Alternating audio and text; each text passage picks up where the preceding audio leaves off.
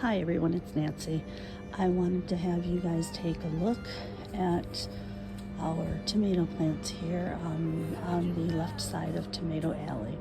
They all look beautiful. There's a ton of tomatoes on all of these plants. Tomatillo's there, Hawaiian pineapple, big red, Wirakoa High, Mariana's Peace mortgage lifters are right here. My Peace de Resistance, the Ananas Noirs right here.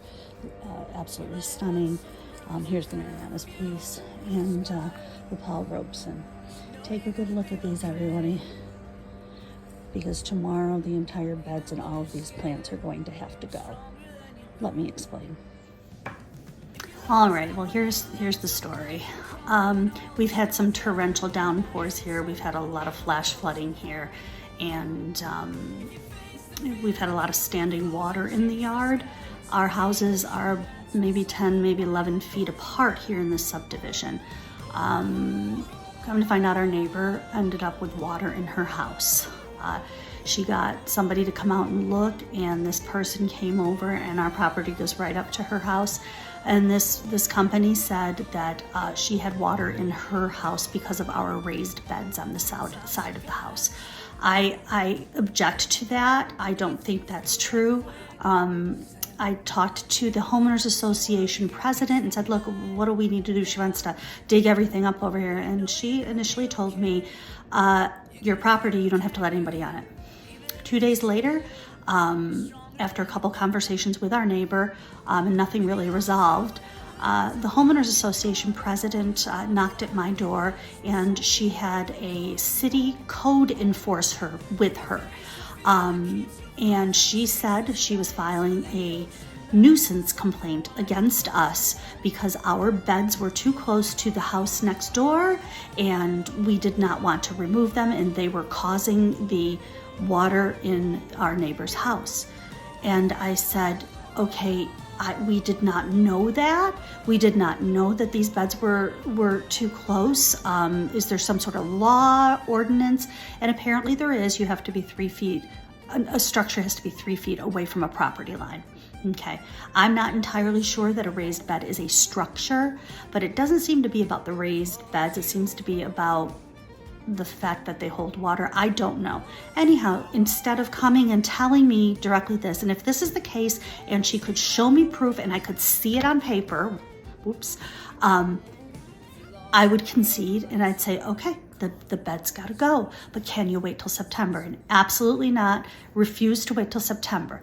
The Homeowners Association, the president said, why don't you put a metal sheet down on the side of your beds until September so they can ripen?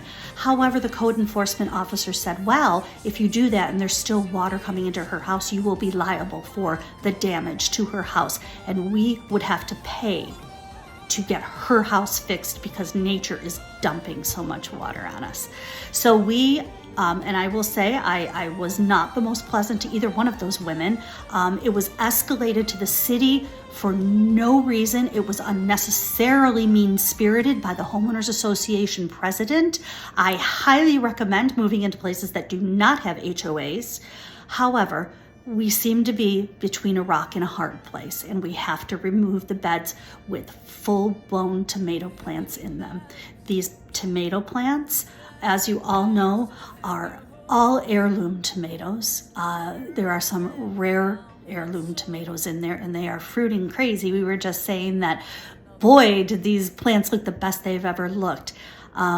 We were not given a time frame, but if it rains and it floods or gets water in the neighbor's house again, we could be liable for that damage, and that could go into the thousands of dollars. Not that we haven't spent thousands of dollars on the beds and the plants and the seeds and maintaining them.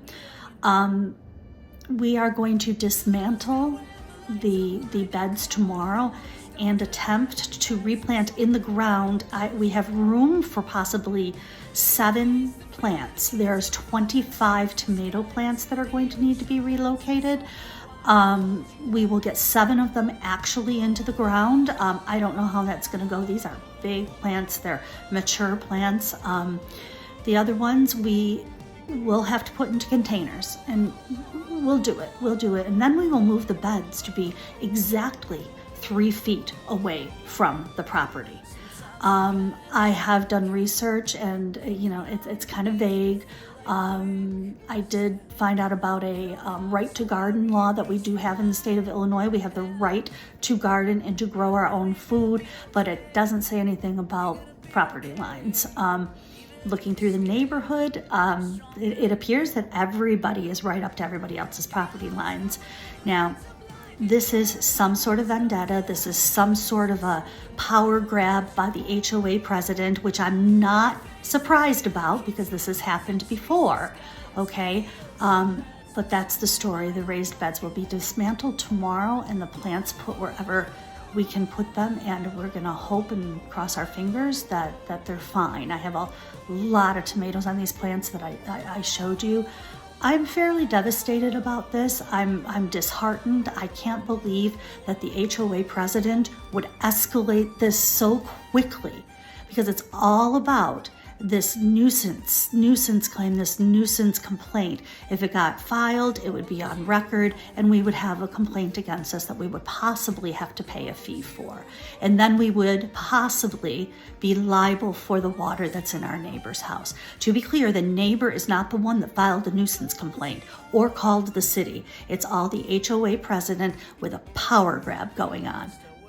Not the nicest thing to do, completely unnecessary, and completely mean-spirited. I will keep you updated on the progress of what we do with these.